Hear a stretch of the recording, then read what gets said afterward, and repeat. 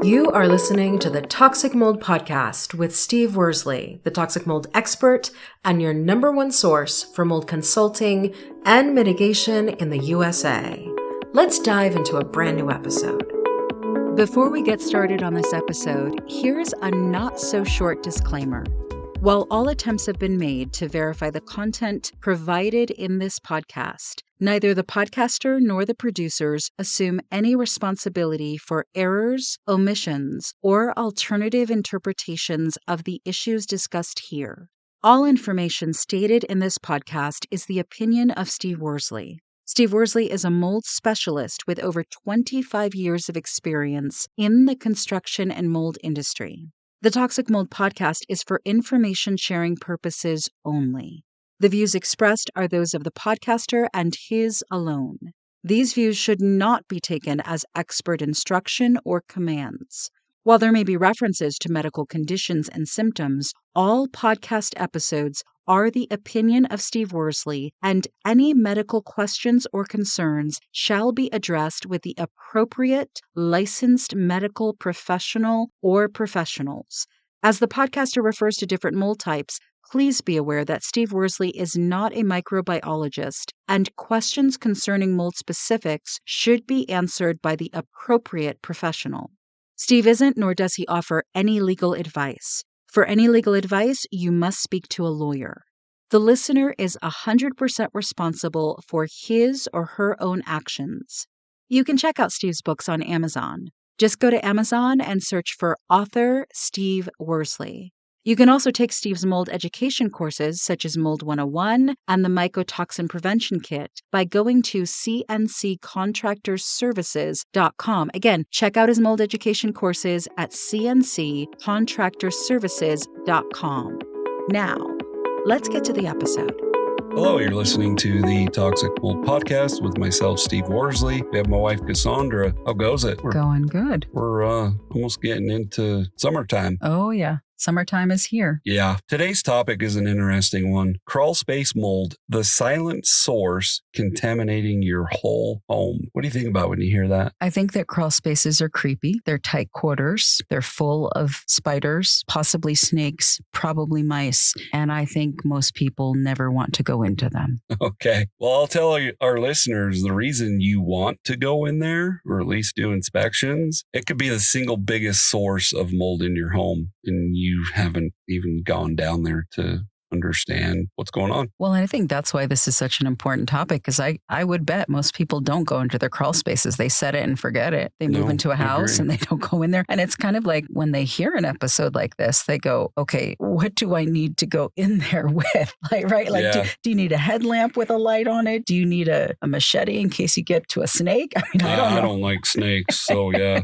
And there, when I did home inspections, there were some crawl spaces that were literally like the army crawl. Yeah, and then what do you do if you are? I wouldn't go all the way in there. I was going to say, if you're not if you're not a thin enough person to get yourself in and out, what do? You send your niece or nephew down there, or young kid. But I think most crawl spaces these days are pretty decent. They're usually about 4 feet in height. But I guess that going back to the question I was saying, if somebody's going to inspect a crawl space, what do they need to go in there with? Well, you probably need a flashlight, but a lot of crawl spaces have lighting in there now. Oh, they do? Okay. But I would imagine most don't. But a good flashlight's probably all you need. When I go down in there, once again, I'm just assuming there's no mold. You wouldn't need a mask. I have knee pads that I wear. Okay. Just so I don't kill my knees that are already shot. But I think a flashlight's probably about all you need. But if you're scared about critters down there, you probably need some mace or something. I would agree. So why are crawl spaces hot zones for mold? I mean, to me, I think about a crawl space and I think dirt, nothing else there, maybe a vapor barrier, but why would that be a hot zone for mold? Well, most of your water lines are running in your crawl space. Okay. Most of your drain lines. Wow. Wow. Okay. If you have improper grading and drainage, you're going to have moisture in there, especially in the spring. You mentioned vapor barrier. Let's just say you have groundwater issues, so the soils are always wet. If you don't have proper ventilation, what's going to happen? Oh, yeah. You're going to have humidity and you're going to have mold. Yeah. And then on top of that, a lot of crawl spaces have the HVAC supply line. Mm. So if you have mold down there and there's a void in the ductwork, what do you think's happening? Sucking all those mold spores from the crawl space into your HVAC system. Ooh, into your house. Yep. Wow. Okay. So that makes looking at the crawl space really, really important. Yeah, I'm trying to think, kind of right off the top of my head, but it is a rare occasion that we do not find mold in the crawl space. It's really? Rare. Yeah. Really? Wow. So that's really a haven for mold. And it sounds like the crawl space is impacted by all the drain lines that are in there, but Exactly. It could also be impacted by the grading around the house, right? Yeah. I mean, one of my clients up in Jackson, one of the biggest issues was the grading and drainage was sloping to the foundation. Mm.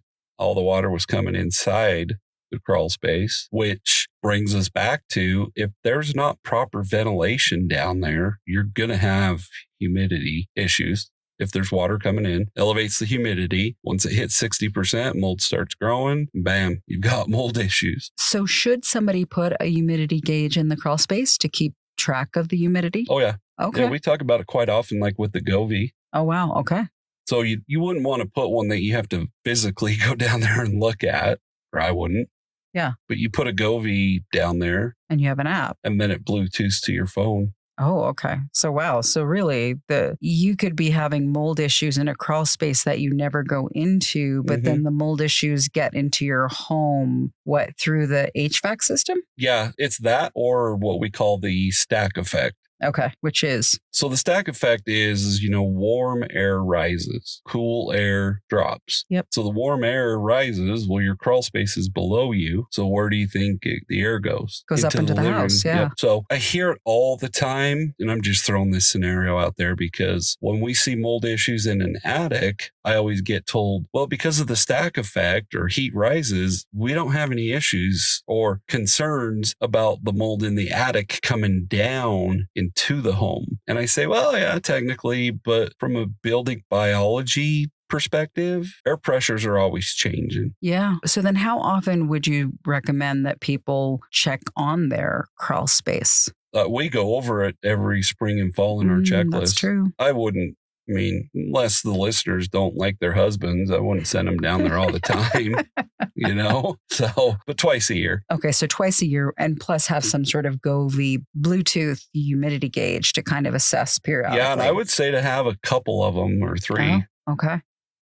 Wow. Because if you just open the access cover and you put it right inside the cover, you're only testing right by where the access is. Okay. You need to have them in the center. Okay, that makes sense. So I think a lot of people may not understand this if they don't deal with their crawl space very often, or they don't even have a crawl space. Let's say they have a walkout basement or whatever. This whole vapor barrier thing, I never knew there was, like, the first time I saw you put down a vapor barrier, I'm like, what's the point of putting down a plastic sheet on dirt in an area nobody ever goes to? So can you just explain the whole vapor barrier thing? It's actually really important. So the soils, and depending on where you live geographically, the soils are typically going to get wet.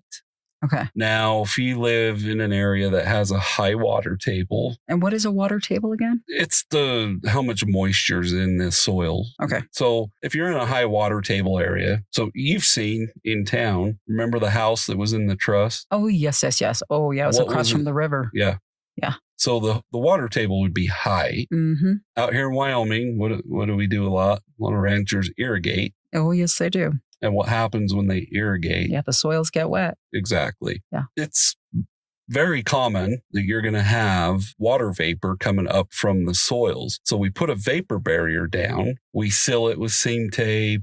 Depending on the layout, sometimes we run it up a couple feet up the foundation. Mm-hmm. It keeps all of that moisture in the soils. Okay, so the plastic vapor barrier keeps all of the moisture in the soils and not in a space of being in the air so that the mold could feed. Yep. Okay. That makes a ton of sense. That's why every crawl space should have a vapor barrier. Yeah. And we're getting to the day and age with technology that a lot of people are doing what's called a conditioned crawl space. Oh, what's that?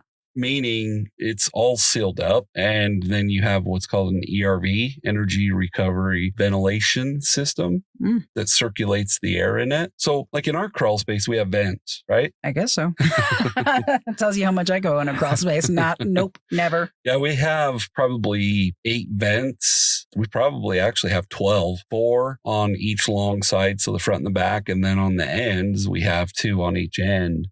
So that's an unconditioned crawl space, meaning it's just passive ventilation. A lot of people, and I guess my point is they're getting to a point where they don't have any vents. So remember the house in Park City that before it was even built had mold issues in the crawl space? Yes. They did not. There were many things that were wrong with that project. They didn't put a vapor barrier down when they started framing.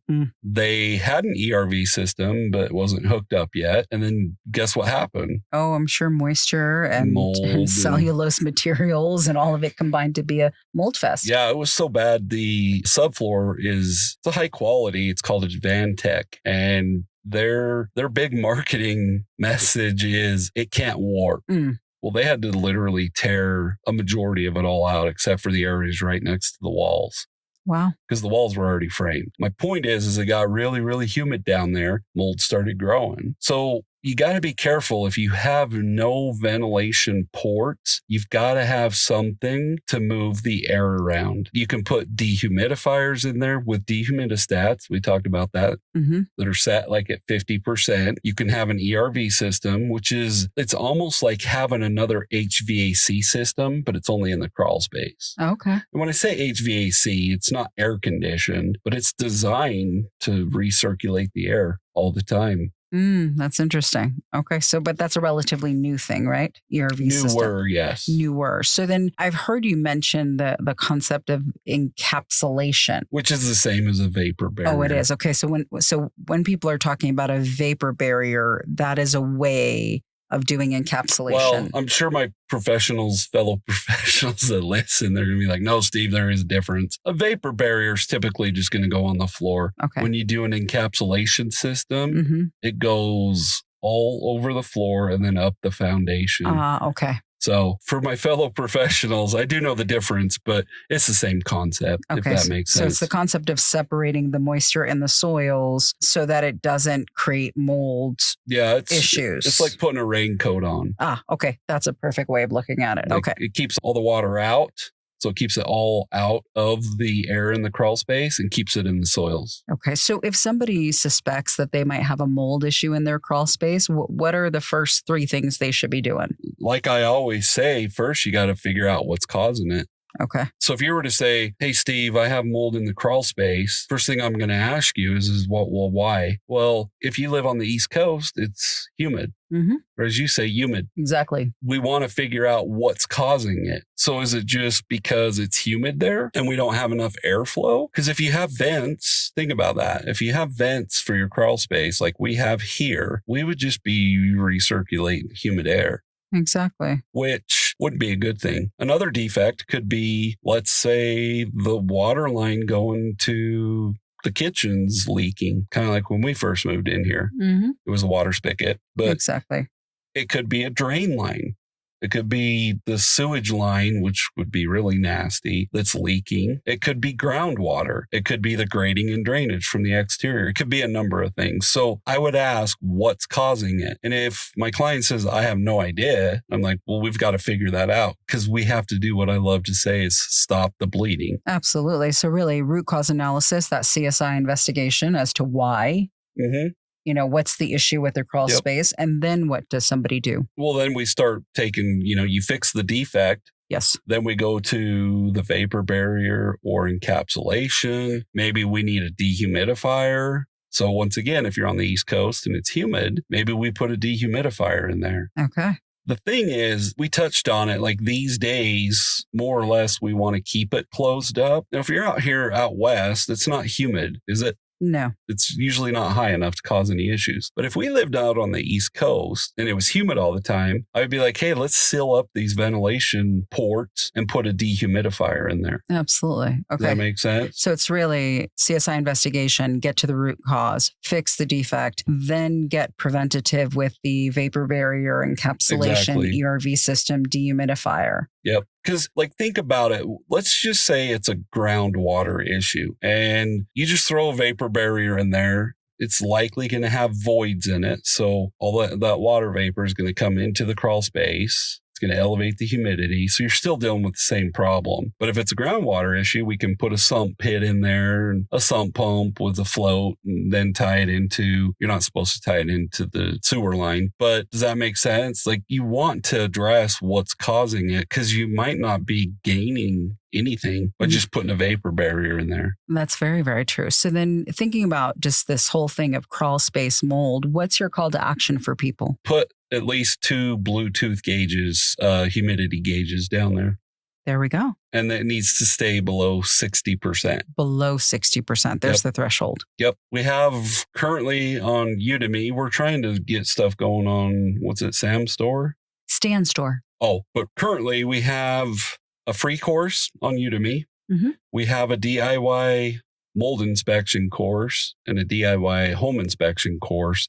And I kind of touch on those things too. But for our listeners, you can go to our website or go to Udemy. Hopefully soon we'll have Stan Store up and running. But take one of the courses. This Toxic Mold Making Me Sick is free on Udemy. Absolutely. And if you want to learn about mycotoxins, we do sell the mycotoxin prevention kit at cnccontractorservices.com. Yep. And we have the Mold 101 bundle too. That's right. We've got more coming. Yeah.